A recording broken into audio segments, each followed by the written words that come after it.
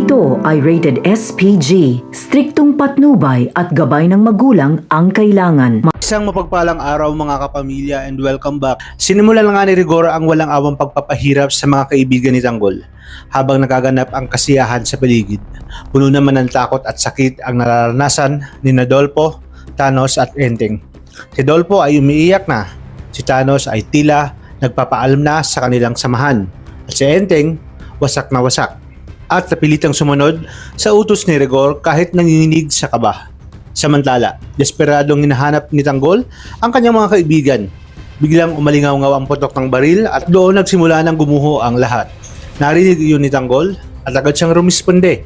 Sa galit at poot, pinaulanan niya ng bala si Rigor, hudyat ng matinding sagupaan.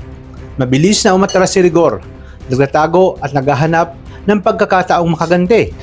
Kasabay nito, inilunsad ng malawakang operasyon sa buong Maynila para pabagsakin ang mga gerero.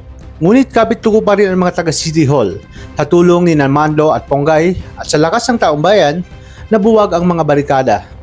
Tuluyan nang nakapasok sina Tanggol sa City Hall at sumikab na ang digmaan sa loob.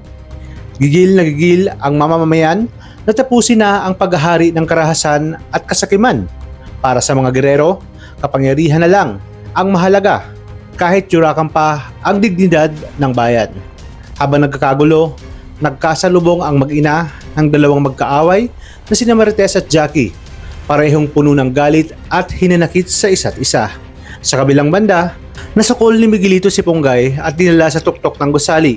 Handa niya na sana itong ihulog, ngunit dumating si Tanggol sa tamang oras. Dahil sa kanyang hamon, napilitang lumabas si Miguelito at dito na nila haharapin ang isa't isa.